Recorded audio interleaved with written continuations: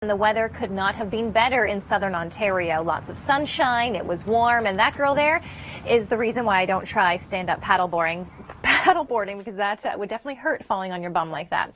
Okay, there is a cold front continuing to move through northwestern Ontario. Risk for some isolated thunderstorms still as we head into early Monday morning. But watch this low pressure system develop through the day on Monday in around the Ohio Valley. It's going to move into southern Ontario. Windsor could actually start seeing some rain showers throughout the day on Monday, and then it's more so going to reach the Toronto area. We're talking Monday overnight into Tuesday morning. But through the day Monday, isolated thunderstorms certainly possible with the cold front, and even stretching toward the shores of Lake Huron and around Chatham, Sarnia, Windsor. Embedded thunderstorms, but predominantly it is going to be a rain event in around Toronto toward Montreal. We could be seeing 30 to 50 millimeters of rain. The bulk of that rain really early Tuesday morning and then through the day on Tuesday.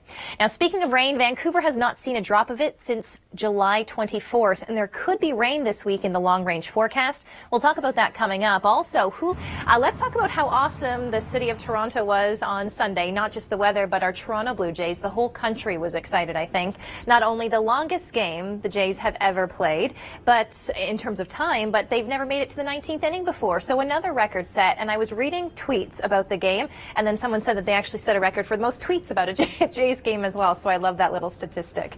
Our weekend has been gorgeous, though. Monday's still going to be a great day for most of us, but increasing cloud cover for the shores of Lake Huron throughout the day. Windsor will start to see showers throughout the afternoon. Here in the GTA, we will likely see the rain moving in sometime after 11 p.m. It looks like Monday night, and then it'll be Tuesday morning. That commute a little bit dicey with steady rain showers moving in. Sunday, though, as I mentioned, another great day. Pearson got up to just about 27 degrees, exactly where we should be for this time of year, and it felt a little bit warmer with the humidity, and we'll be around the same as well for Monday, feeling like the low 30s for most of us when you factor that humidity in. Now, as far as humidex values are concerned, 31 for Toronto, as I mentioned, 30 in Barrie, and then as we head through the long range, we have those showers for Tuesday and maybe an isolated shower into Wednesday, but we'll focus on your long range forecast coming up. If you could stay with us. Thank you very much, Jacqueline. You know, even when a hurricane slowly starts to die down and lose steam, the remnants of that low pressure system have to go somewhere. And it's interesting because even though Julio is making its way well north of Hawaii at this point in time, in the long range forecast, it could, and some of the models are indicating that it could make its way toward the north coast of British Columbia and Alaska. So that could be a lot of rain by the end of the week. Now, speaking of rain, it looks like on Tuesday, rain finally returns to Vancouver, maybe even upwards of 10 to 20 millimeters. And eventually those rain showers spill over into Alberta for Thursday, so it's kind of a change in your pattern. It has been so dry, and in your forecast, Tuesday night mostly into Wednesday, we do have those rain showers there, and maybe even some rain showers by Friday again. So it's not, 7, 10, 15 days of straight sunshine and dry conditions. Now, this map is really cool. It focuses on the eastern half of the country. Rain and thunderstorms predominantly Tuesday in southern Ontario, eventually by Thursday making its way into the Maritimes, and those could be some steadier rain showers for you. These are just some preliminary rainfall totals, but it looks like beginning really midnight, Monday night through Tuesday morning, so again, mostly a Tuesday morning storm, Toronto through the Montreal area could see anywhere from 30 to 50 millimeters of rain, and then more rain on top of that if you do see some thunderstorms, so it could get quite messy in this long-range forecast. It also gets quite cool as well by midweek. Once those storms push through, Toronto may not hit the 20-degree mark by Wednesday and Thursday. And Sunday was no exception with the cold front moving through. Now, that cold front continues to make its way across the province. If you happen to be heading up to the cottage on Monday, there is the risk for a few isolated thunderstorms. They should stay non-severe in nature, but we actually have this new low pressure system developing over the Ohio Valley, and it's going to track towards southwestern Ontario through the day. From Windsor around the shores of Lake Huron, we have the risk for thunderstorms, but here in the GTA, it looks like the rain won't be starting for us until the time most of us go to bed, after 11 p.m. So it really is going to be Tuesday morning during that commute that we're most concerned about, that will impact most people living in the GTA toward Kitchener, Waterloo, and Guelph. So again, throughout the day Monday, rain showers moving in, but it isn't going to be a bad day across the GTA. You won't really notice it until we head through the day on Tuesday.